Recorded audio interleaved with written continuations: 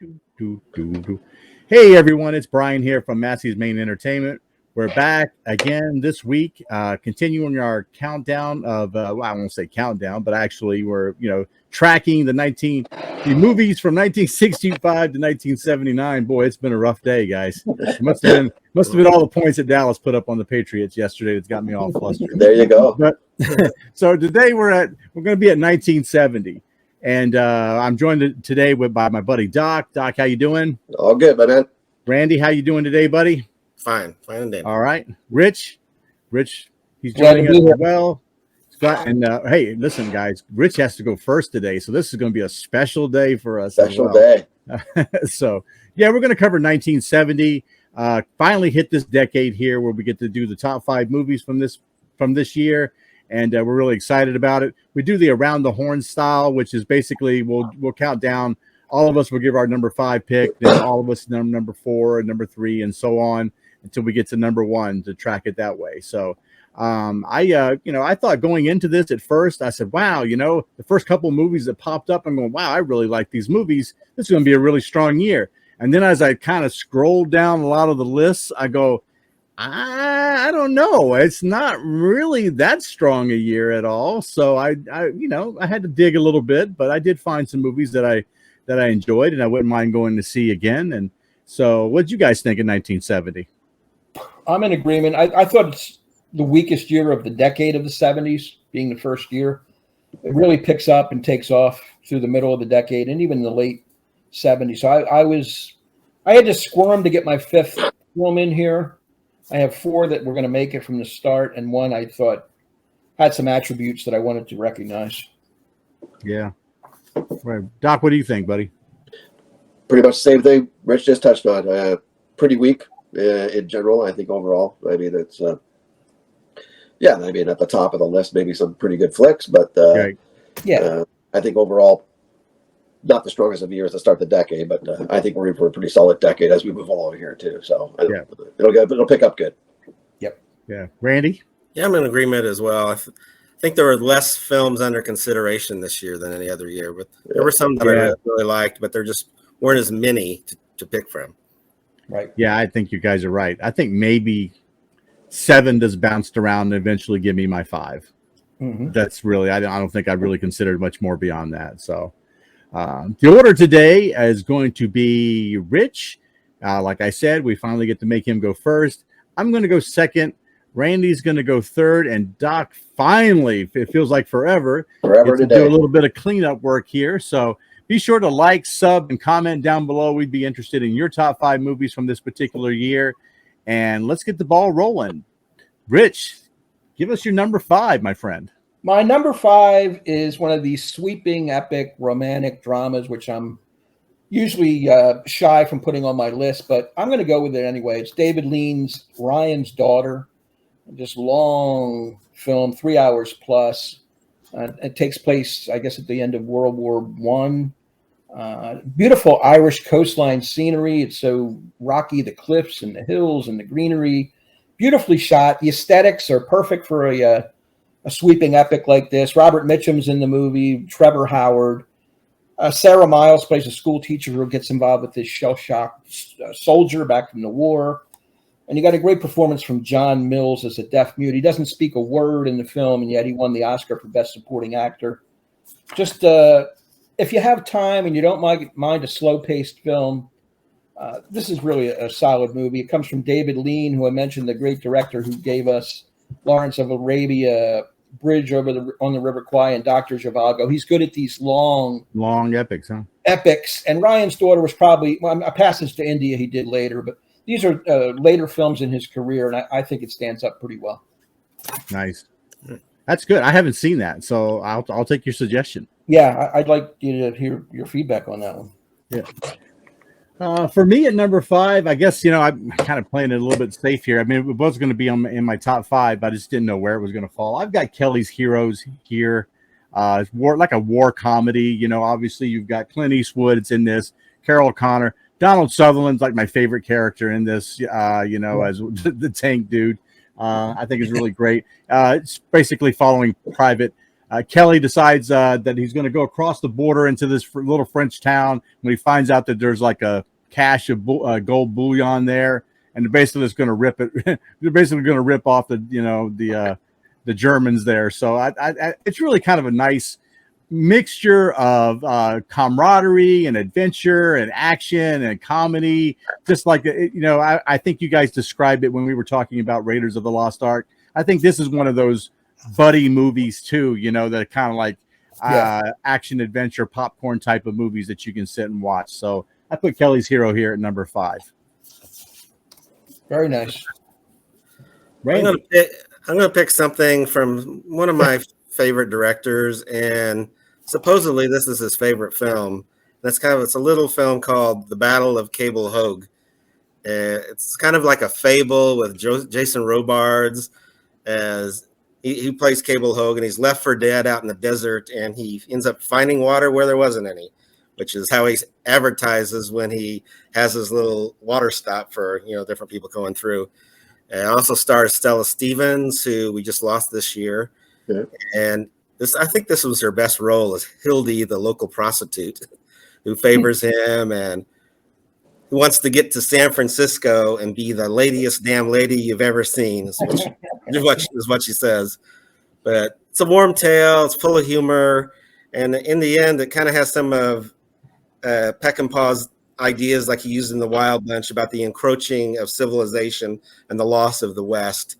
And I think it's maybe Jason Robards' best role. And he's just great in this movie. And I've always liked it. Great choice. Very nice. Doc. My number 5 is going to be Little Big Men. So just something we touched right off the bat from before. But you talked about epic movies and stuff like that, Rich. This has some epic scenes in it.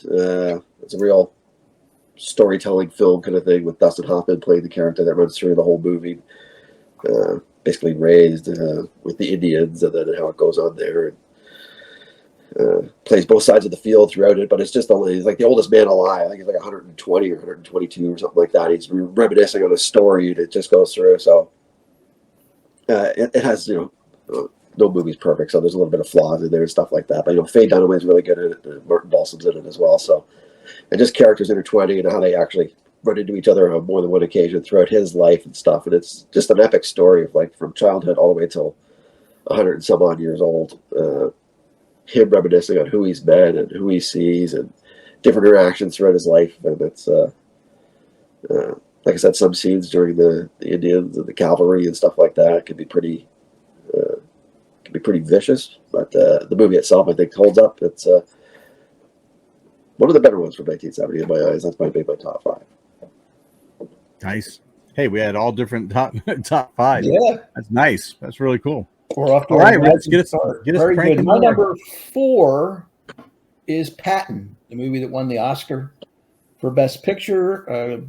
All-time performance here by George C. Scott. Dominates the screen. Complex character study. Just a larger-than-life figure. His nickname was Old Blood and Guts. And Francis Coppola co-wrote the screenplay here. It happens to be Richard Nixon's favorite film of all time. I mean, I can see that a little bit. He admired the veracity and the power and whatever Patton was putting off there. Do it his way kind of thing. What I find interesting here was all these lead actors of that era that turned down the role, such as Lee Marvin, Burt Lancaster, John Wayne, Robert Mitchum, and Rod Steiger. Those are all big name actors. They all didn't want to do the film, and George C. Scott comes along and just gives us tour de force performance, and I'm sure they regretted it later on. Just a slice of life at this man, and the weird part is also that the movie or the war ends in 1945, and George Patton does not even see the new year come. He dies in an auto accident in December of 1945, which is, it's like a true look into that end of his life kind of thing. So it's directed by Franklin J. Schaffner, who's not really a huge name director, but won here for Best Picture and Director. So Patton, I know you guys may or may not have it a little higher, but that's where it slots into my list. Also, Carl Malden appears as General Omar Bradley, who actually was a consultant on the film as well. Omar in real life. Okay, number 4 for me. I don't have a lot of crime dramas that I typically put in mind. This one here is an Italian one by Elio Petri called "The Investigation of a Citizen Above Suspicion." It's about it stars Gian Vellante and Florinda Balkan. It's basically it's a high-ranking police detective who intentionally commits murder to see whether he could actually be immune from even the possibility of suspicion for committing it, and he deliberately leaves these clues that just blatantly point to him, but he could see the corruption from within about how they just overlook certain suspects based on the status that they have in the community or within the police department itself. So very interesting crime drama, very suspenseful. I really liked it. I only saw it when I was looking at these films. I'm going, well, this looks like it's really interesting. So I only watched it this week, and I thought it warranted being in my top 5. So I put that there. Nice Italian film if you guys are interested in watching it. So I'm definitely interested. I've seen that title for decades now and never watched it, so I have to. Yeah, it's worth it. It is definitely worth it. Cool. So, all right. Is it Randy? me? Okay. Yeah. Now, for a person that loves movies, I do not read much fiction. I've only read I haven't read that many novels, but one of the novels I did read and I loved was Thomas Berger's novel Little Big Man, which I didn't think could ever be made into a movie, but I thought Arthur Penn, who of course did Bonnie and Clyde, did a very good job with it. Starts out with Dustin Hoffman and all that makeup playing the 121-year-old, and Doc touched on, he's a settler, then he's raised by the Cheyenne, becomes a gunfighter, a cavalry scout, a hermit, and then survives Custer's last stand. It's an amazing movie with all this stuff going on, and it conveys some of Berger's fatalistic humor, which is really good, but also has some horrific scenes too. But it's got these quirky settings. It's got Chief Dan George is great as Old Lodge Skins, and it chronicles the mistreatment of Native Americans, referred to in the movie as the human beings. It's quite telling. It's a very interesting movie and book, I think, and that's my number 4. True. Is the movie pretty true to the book then, Randy? Yeah, I thought it was. Yeah. There's a lot of stuff they couldn't have in it, but I thought it was pretty true to the book. What about you? The movie too, Randy? It's not afraid to even poke the satire side of things when it happens. The satire things are pretty funny when it happens in the movie too. So it's pretty good. Yeah, I feel the same way. I'm glad to see it on the list, buddy. So at least to me, I guess number 4 for me, right? It is. Number 4 for me is MASH, man. That's I might have something a little higher here and stuff like that as we go through it. The westerns and the war movies of this era stand out for me more in my sweet spot. So MASH is making my list. It's a dark comedy, not one to hold back, and the Robert Altman film, and Don Sullivan and Elliot Gould are really good as Hawkeye and McIntyre here. So it's if you watch the show MASH, this is this is MASH the show in a movie form, just with a little bit more, Probably, I think I read something along the lines. It's the first time the F-bomb gets dropped in a film too. Actually, I think so, from a major studio in the script. But yeah, it's a very humorous take on the Korean War and stuff like this, and the unit MASH and the surgeons doing all their stuff and stuff like that. But when they're in the operating room and they're doing those scenes, they're actually pretty graphic and stuff too. So it's there is the dark side to the comedy side, which is very humorous and stuff like that. Probably doesn't hold up that well these days, but outside that, it can be pretty realistic at points too. So I think it's a really well done movie, man. MASH is I had 6 movies written down, man. So MASH is making my top 5. Perfect. Yeah, good choice.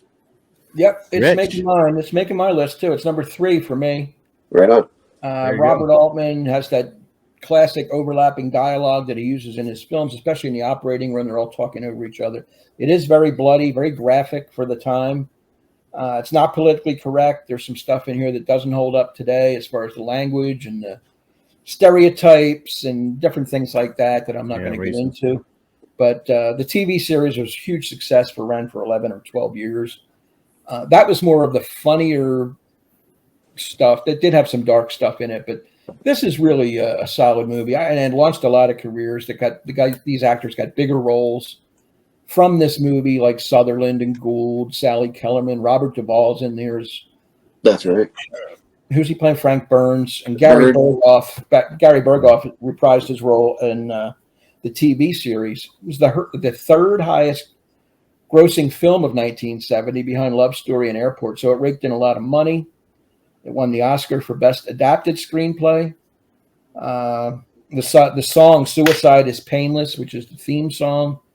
I didn't know until today when I was doing a little research that the lyrics of that song were written by Robert Altman's 14-year-old son, which really surprised me. I did not know that.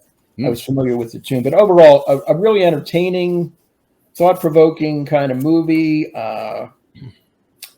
The Korean War was, the setting, and Vietnam was going on in real life at the same time this was released. So that has a little play on people wondering what's going on in the death and violence of war, and it gives you a glimpse into that. At the same time, they're going back to the huts or the tents or whatever, and they're having martinis and making fun of people and different things like that. They're ironic humor. So MASH is an easy pick for me at number 3. Nice. All right, my number 3 is going to be my boy Jack in 5 Easy Pieces. I think it's for as early on in his career as he was, I thought it was a really strong performance by him. He comes from at the beginning of the movie, you wouldn't even realize that he comes from privilege. Neither does anybody else in the film that's starring with him. But he's came up in a very privileged family. He was trained in classical piano as well as his sister, and basically kind of shuns that lifestyle, shuns his father, so he can go out and try to find himself in the real world. Has several adventures and women in his life, and gets called back to the home when he finds out that his father's had several strokes and is of ill health. He does go back for a time, but eventually abandons his father yet again. He even abandons one of the women that he's with, that he wants to ask him to come travel with him again. Basically, it's a life of discontent, trying to find himself and not really finding his a hard place to land his feet and be himself. He just hasn't found that yet. So really good. I thought it was a really good performance though by Jack, and I wanted to put it on my list right here at number 3. Nice. Right on. All right. Love it. Randy. All right. My number 3 is going to be the same as Rich's. I'm picking MASH, Robert Altman. One funny thing that I heard about is Robert Altman's son writing the lyrics to that he ended up making a lot more money on this movie than his dad, because even though they didn't use the lyrics in the TV show, he was getting royalties all the time for that. Nice. So, but it's a scathing comedy, and it can come across as mean-spirited, but a lot of what stems from how the doctors, nurses, and other personnel deal with the horrors of war. It's kind of like their technique of getting through these harrowing days of people on the operating table. And one thing that he didn't want to do was to show, even though it was set in Korea, he didn't want anything showing Korea in the movie. As in a way, he was talking about the Vietnam War as much as he was talking about the Korean War.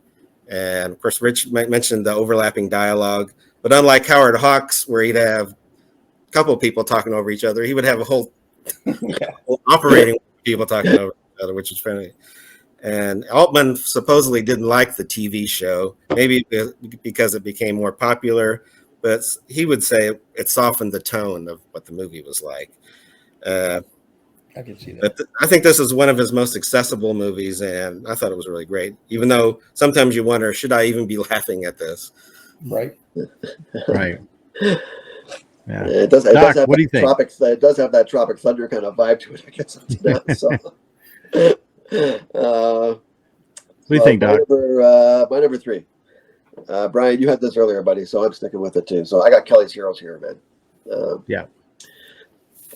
I like it just a little bit more than the MASH on this kind of frontier. I think it's a little bit more of an accessible kind of watch. I think it's let's face it, I think Don Rickles and Carol O'Connor and Tully Savalas, I think is fantastic. I mean, Tully Savalas is great, but Tully Savalas is a great character in this movie as well too. So and Clint, so it's got all the makings of something really special in a movie that's it's war, it's a setting of war and everything else, but it's really the heist movie behind it.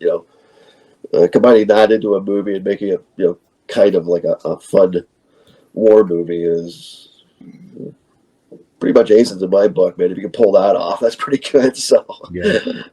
I think it's a really enjoyable watch, man. I think the performances are they're good, man. This is a comedy war movie in a lot of senses that with the background, like I said, the robbery going on in France, but the German occupied France. So my kind of flick, man. Kelly's Heroes is just an easy watch for me, and once again, another one that was an easy top 5 for me in 1770. Nice. I'm glad. I figured we would match on that one, Doc. I thought so too, buddy. Yeah, I thought so for sure. So, Rich, what do you got for number 2? Number 2, unusual for me to pick a documentary, but I have to include it, and that's Woodstock. I love Woodstock. I think it's a time capsule. It captures the hippie movement, 3 days of peace and love, all that stuff. The great bands, takes you from the promoters putting it together, all the logistics of finding the right town and the location. The townspeople play into this. They're interviewed. The concert goers, they're all stoned. They interview them as well. There's just so much here. They're riding out a rainstorm, a thunderstorm, a real bad one. Then the mud gets involved, and then they're skinny dipping, and takes you through the whole weekend. The bands themselves that played: Crosby, Stills and Nash, The Who, Joe Cocker, Sly and the Family Stone, Santana, Janis Joplin, Jimi Hendrix, a basic who's who of 1969 when it was filmed, released in 70. Martin Scorsese is one of the the editors on the film. He shot some of this and helped edit it. It's just a brilliant, one-of-a-kind movie and concert experience, and it's never been duplicated in my eyes. It's the granddaddy of them all. So I really think it has to be on my list for what I like in a film. Woodstock, number 2. Cool. Very good. Number 2 for me, you guys have all mentioned it. It was a little bit lower on your list. I got MASH here at number 2 for me. I only familiar with the series up until probably the time I was maybe 12 or 13 years old, and then I finally had seen the movie for the first time. So it was kind of different for me to, I was always associating Alan Alda with Hawkeye, so it was kind of different. I agree with Randy's points on this. I think that some of the things that they were showing and the humor that they would use in the film was just like a way of being able to like a coping mechanism to deal with all the hardships that they were dealing with, working in a hospital during a wartime setting and stuff.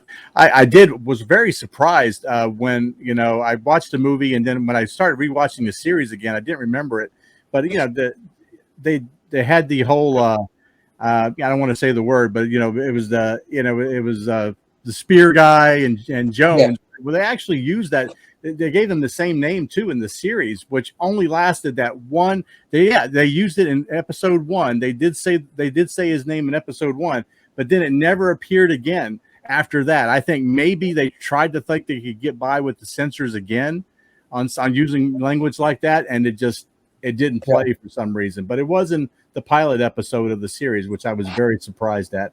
But I love the cast, Donald Sutherland especially, and Kellerman as Hot Lips, I think is great as well. So I wanted to put it really, really high. This was like one of the those top 2 that I was talking about when I first saw the list. It was at the top of everybody's list, and I'm going, yeah, of course they should be. I think they're great movies. So nice. All right. My number 2 is by a guy I've said several times now, but I think this might be the last one I have on my list. And that's the French director Jean-Pierre Melville and Le Cercle Rouge, which is the Red Circle. It's maybe his best film. It's a superb crime heist thriller. It's got Alain Delon, who gets out of prison and then visits the mob because he thinks they owe him money for the time he spent in prison. But the mob boss feels more like he got robbed by him when he was coming out to get money from him. And then there's a prisoner that escapes, which is, I can't think of his name. That's an Italian actor. He was actually the bad guy and for a few dollars more, but I can't think of his name right offhand. But he escapes prison, and then his life crisscrosses with Alain Delon. Then they decide to pull off a heist. So he's got the mob after him, he got the police after him because of that. And then after they do the heist, they got the other, police after him for that. Roger Ebert called it a ballet of crime. That's what he called it. And you can see the influence of the Coen brothers. There's a scene out in the forest, which reminds me so much of Miller's Crossing. And then there's the different storylines that are happening, even though they're more linear. Kind of reminds me somewhat of Pulp Fiction and Tarantino, which I had mentioned this, I think, before with you, is that Tarantino, his movie Reservoir Dogs, there was a movie called The Snitch by Jean-Pierre Melville that he said he took a lot of Reservoir Dogs from that. But I haven't actually seen that film of his. But it's an earlier film. But the jewelry heist scene in this is just great, and it's 27 minutes. There's no dialogue. So if you're worried about looking for the subtitles, you don't have to worry about it in a lot of this movie. In fact, when the police see the tape from the heist from the jewelry store, they go, they're not much on conversation. So that's what the guy says in there. But like I said before, I love Jean-Pierre Melville, and I think this is a fantastic one of this. Very cool. Very cool. All right. Doc. Number 2. I don't know where it was. Brian, you might have had this one too. So I got 5 easy pieces here at number 2. Nice. Yeah, it's I don't know how I'd say not much different than what you touched on there. This is it's Jack through the whole thing, right? It's you see Jack previously, where he's been like he was an Easy Rider and stuff like this. This is his movie, man, and he's in the whole thing. Mm-hmm. And it's really like almost like a lost soul in a lot of senses, and you don't even know it. He's just he doesn't even know where his life is going in a lot of senses, and it has a lot of should we say like depressing sides to it in some senses, but you don't even know they're depressing when you're watching them in a lot of senses. He's just a lost guy, thinks he can do whatever he wants and live in almost like any kind of life that he wants, and so it really kind of hits him, towards the end of the movie. He says, like, I got to get my act together, and I went with my hands of everything I've done in my life right now. I'm going to start something different. So I just think it's a really strong acting performance from Jack, man. I think that's the highlight of this movie in a lot of senses, and that's what makes it so good, if you want the truth. It's the other performances, Karen Black and stuff like that, as his girlfriend, is good. But Jack is the driving force here, man, and that's top tier acting, man. You can't beat that sometimes, and that's I love that kind of stuff. So that's my number 2 for 1970. Yeah. Good. I think that was a good role for him to to kind of like propel him a little bit further to say, I can hold my own. Oh yeah. And be the guy, Yeah, I agree. All right, now we're at number 1, Rich. Yeah, number 1 for me. Doc just had it. 5 easy pieces.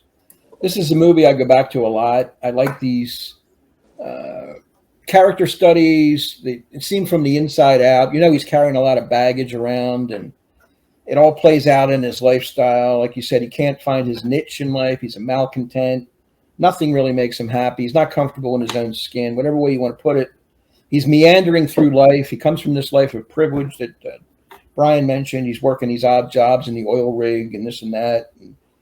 He's just in unfulfilled relationships. He always has a girl, but does he really care about her and love her? I don't think so.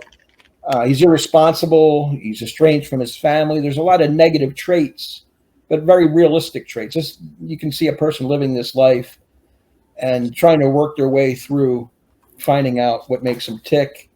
It's just an anti-establishment movie, one of the greats of the 70s.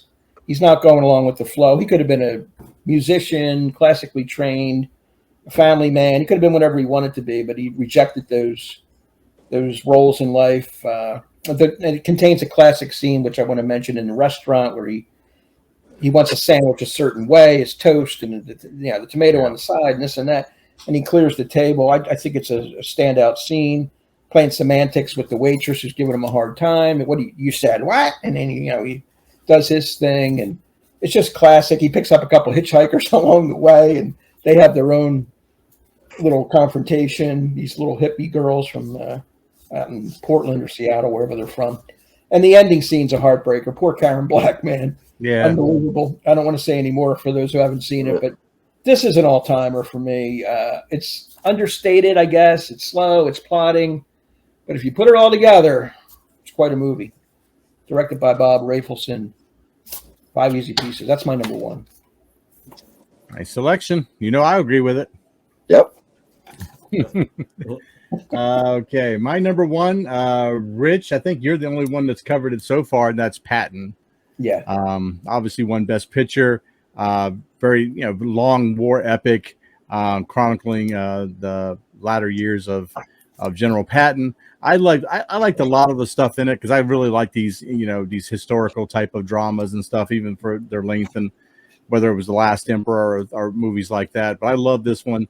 I like this, of course, the opening scene where he's talking in front of the flag and he's saying, no man ever did any good for his country by, giving his life for it. He said, your job is to make that other poor son of a bitch on the other side give his life for his country, that type of thing. And then, of course, the infamous slapping scene of the soldier who was just suffering from, post-traumatic stress. That there. And, I even like the alludement where he was always talking about, his big thing was just you just got to outdo Rommel. It was almost like an ego thing. It wasn't so much. There's a little bit of patriotism, but at the same time, it felt like Patton was just kind of feeding his ego that he had to outdo Rommel on the other side because Rommel, of course, had his own book and and Infantry Attacks, which I've actually read. So he is a pretty smart guy, and so I thought it was a really good movie, very interesting, informative at the same time, which. I can go back to time and time again and feel like I can get something out of it and be reinformed if I forget something. So Patton had to be number one for me. Right. Well, that leaves me to say that I thought there were two great character studies in this one, and the one I'm going to pick is I'm going to agree with Rich. I'm picking Jack Nicholson in 5 Easy Pieces. You've gone over a lot of his problems in this one, and he was kind of the epitome of irresponsibility, discontent, and emotional volatility, which Rich mentioned is really put on exhibit in the restaurant scene. And then any time he starts to feel trapped, he's looking to get away. Like I said, and it's wonderfully photographed by Laszlo Kovacs. I thought he also did Easy Rider. And we kind of understand Nicholson's character and how he can suffocate under stressful conditions. So at the end, it's kind of understandable, but it's also heartbreaking for Karen Black's character, which like I said, we're not going to give it away. But. No, right. Very good pick. Like it. Very good pick. It was a good pick. Yeah, it just missed, man. I think we're off by one personally. That's my pick. Right. I would get that. My number one sounds like Brian's number one, man. I got Patton at number one here for me. We all have our reasons. We all have things. I don't think there's a better movie in 1970, to be honest with you. This is an epic masterpiece. You want to watch filmmaking high-end. George C. Scott is top-tier acting here, man. Carl Malden's the second actor on the bill here, but, he's basically in it for a cup of coffee compared to George C. Scott is. That's true. George C. Scott is in this movie, the whole movie, and this is an epic long war movie. The scenery is beautiful, and the character development of Connery in this is just he's right at you. He's full throttle, and that's the way it is, man. And Patton was going to be no one's going to do Patton, and he knows how to play the game, shall we say, politically within the realms of the military and stuff like that. But I think Patton's a classic, man, and. You can go from the opening speech right to the final scene. I think that movie flows. It doesn't feel as long as it is. And it was an easy one for me to take, man. I'll tell you that. first one I saw on the list. First one I wrote down, went right to number one. That's the best movie in 1970 to me. Yeah, I did like the scene too, where because he believes in reincarnation, where he's sitting in the field and he's talking about how he's been there before. I've been here before, 4,000 years ago, that he was there on that battlefield. And it was like, okay, what are you smoking there, George? George, yeah. But yeah, good pick, Doc. I agree with you anyway. Obviously, buddy. Yeah. Very good. Nice. So we had two sweeps. We had two people or four people. No, what am I trying to say? We had four films the same. Is that right? No, two. That's what I'm trying to say. Right. I think we had MASH and Five Easy Pieces. All four of us had. Yeah. Right. Three of us had Patton, so that's a close call. And we only named 10 films overall. Yeah. Okay. Oh. So who said 9? I said 9. I was one. I didn't expect that red circle to slip in there. Nice job, Randy.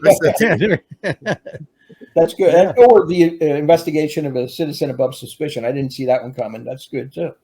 Yeah. So 2 films. That one. I knew there wouldn't be that many. Because there just simply wasn't that much to choose from the this pickings were slim. Just to give you an idea, Love Story and Airport both nominated for Best Picture. Neither one of them got our vote.